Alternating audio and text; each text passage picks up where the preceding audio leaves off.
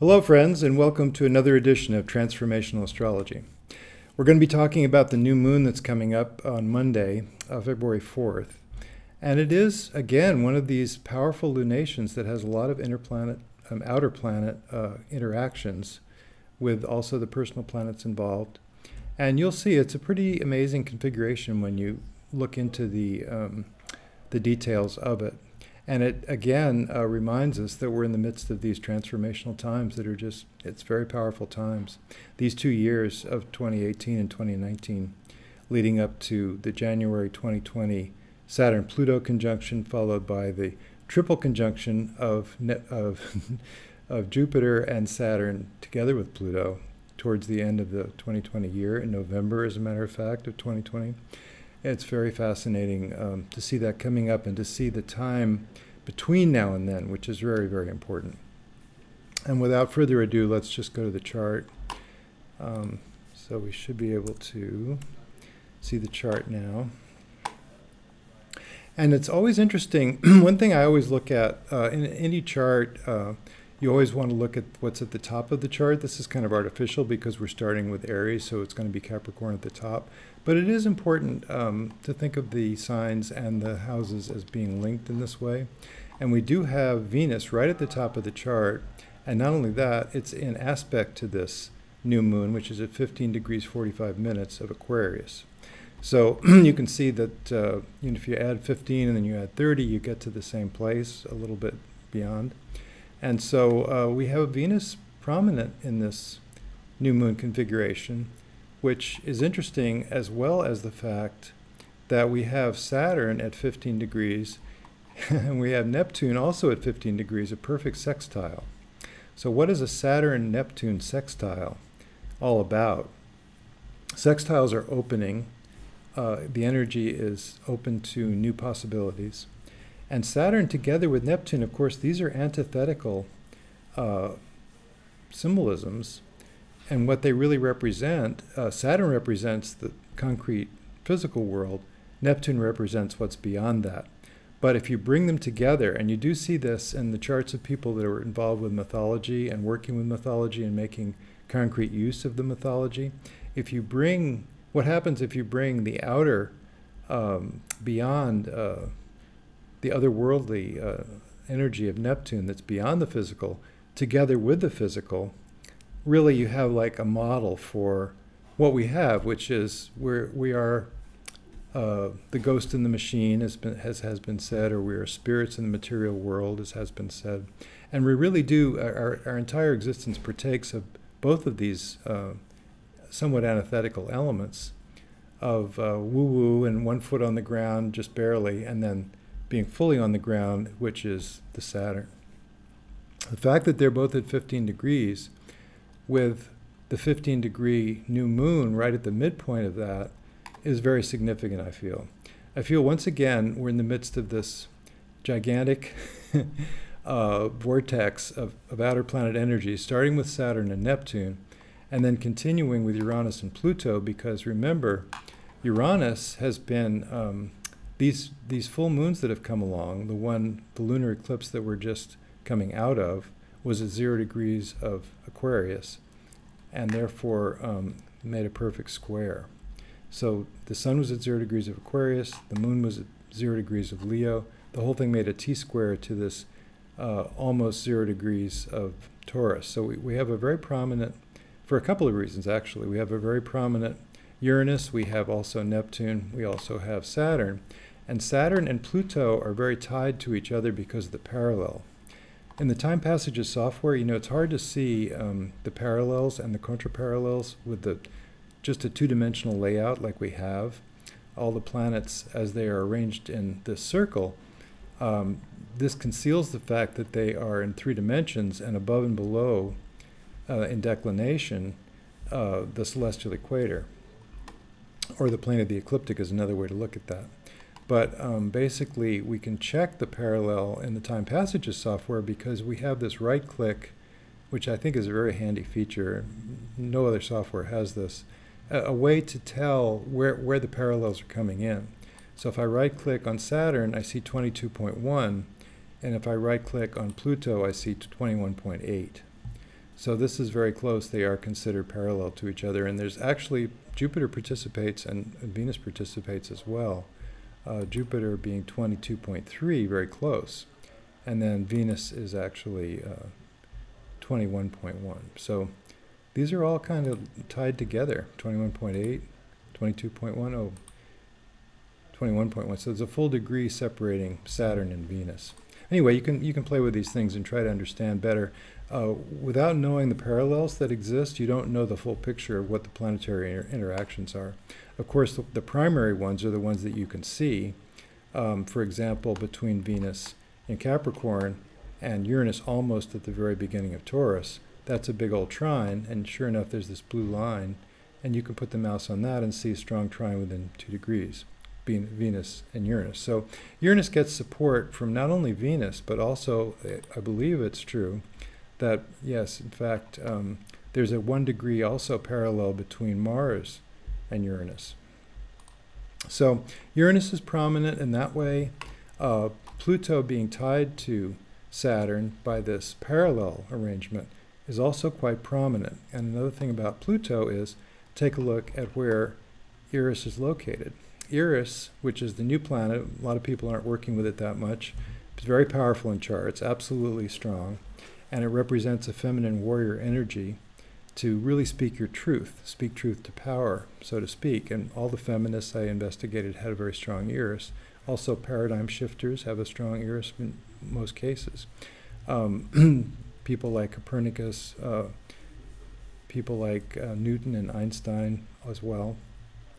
So it's really interesting to see when we have, in this case, the partile conjunction between Mars and Eris at 23 degrees. 23 is getting very close to this Pluto degree of 2145, becomes 22 by the time of the full moon later in the month of February. So, we're talking about a 1 degree difference in a perfect square of Eris, also amplified by this presence of Mars right there. And then therefore that brings in the square, which actually lasts all the way through 2020 between Eris. And when I say lasts, it's close for that period of time. It lasts longer than that. But right up through 2020, it's quite close within a degree or so.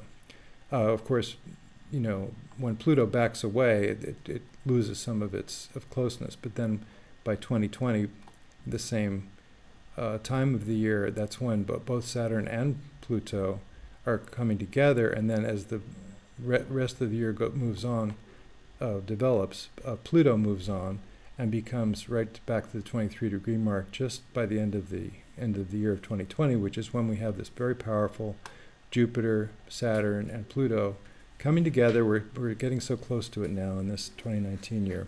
So I think it's fascinating that we, at the same time as these configurations are forming up for the year that follows this one, we have also all these outer planet triggers that are going on. So we know that the society is changing. We know we're in the midst of tremendous upheaval. And it's really true of each one of us as well. And each one of us is part of the change that the society is going through. I don't know how many people saw the Golden Globes, but I like to watch those. And of course, Jeff Bridges was awarded the Cecil B. DeMille Award for Lifetime Achievement, and got up there and made a terrific speech because in his very folksy way, he talked about his career and he talked about movies being such a collaborative art and so many people to thank and so on. But he went on to say that Buckminster Fuller talked about how the rudder of the ship, there was so much pressure on the rudder of the ship, they had a way to try to enhance the movement of the rudder to get the rudder to move so that the rudder could turn the ship, and that was what's called a trim tab. And he said, we're all like little trim tabs. We're all located on the big rudder, and what we do influences the way that rudder moves, and what that rudder does influences the way the society can move, and we can turn this thing around, is what he said. And he said, there, you're all trim tabs. You've been tagged, you're it. And it's true, we are. We're on the spot, what we do matters. When you take a stand, it radiates out from your own experience to other people's experience, both by normal means and just by energetic means. We're all pieces of a giant hologram that represents what the society is up to. And so when people ask me, what do you think is going to happen? It's not just very clear that this is what the astrology tells us may happen, or the possibilities of what might happen. But it's up to each one of us. So free will comes in, and it depends on what happens in the society. It depends on how alert people are. It depends on whether we can get our bearings as a group, as a society, as a culture, as a world culture, and try to turn this thing around and get straightened out on the environmental issues of our day and the other issues of our day, make a more egalitarian society that needs to happen as we emerge into this new 21st century world that we're living in. So I think that's all very interesting, and part of the interest for me in these times comes from some of these new planets beyond Pluto that have been cataloged and named and officially named as planets, even though they're called dwarf planets. And that is, as I say, besides Pluto being a dwarf planet, Eris is another one, the other really bright object in the Kuiper belt that's they're equal in their size and in their influence. And I believe their astrological influence as well. And then we have Haumea and Maki Maki, which are over here in Libra. And the funny thing about Haumea, I've been talking about it, it actually represents the midpoint of Eris and Uranus. The Eris and Uranus being about 5 degrees, well, you could call this 29, so they're about 6 degrees apart. That gives you a 26-degree midpoint. We have 2647 because actually Haumea has just retrograded in the last week of January and has become still stuck at 26 degrees, which is this important midpoint between Eris and Uranus. So that's a fantastic lineup that happens not only in February, but it happens also for the next few months. So I think it's very important that Earth issues are coming up now, and there's all kinds of talk about a Green New Deal, and the fires in California stimulating the awareness that global warming is happening and that we have to do something about it.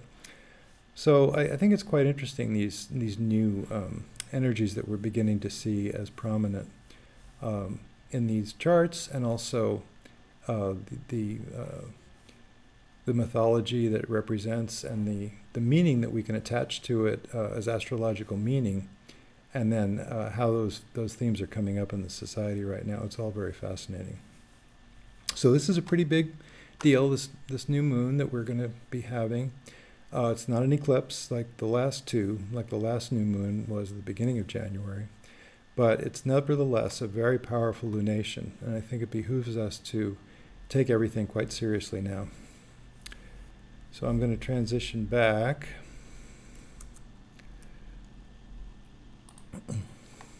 So that's really all I have for you today. It's a short message just to highlight the power of this full moon, this new moon that we're about to have coming up this next week and the end of the next weekend. And I do want to give a plug for Time Passages. It's a good way to tune in and see what's going on in your own chart, see what's going on in other people's charts, get a feel for this astrological symbolism that's so key and really tells you more about what's happening in the world than if you didn't study it, at least a little bit. I think right now we're going to have a sale going on with the relationship stuff because of February being a good month for that with Valentine's Day. And so the reports are on sale. We have a couple of different reports. One is a comparison report between two charts, and one is a composite report where you take the two charts and put them together with the midpoints, which is an entity all in and of itself, the entity of the relationship itself. And Robert Hand talked about these two techniques and said really you couldn't choose between which one was more important, more significant. So we have both a report on the composite chart of between two people as long as you know the birth times, and also a report on the relationship between two people, which we call a compatibility report. Either one of those, and also the add-ons. These are add-ons to the Time Passages software. If you have the standard or the advanced edition of Time Passages, you can put this add-on in place. And the add-on is also on sale this month. So, and you know, that's a way you can do your own report, but you can also do reports for others and get some extra information out of that. So that's what we got for you this particular time. I hope that was interesting about the new moon. And we're going to have a question and answer session when we do the full moon of February, which is coming up in a couple of weeks. So until then, have a great time, and we'll talk to you soon. Take care.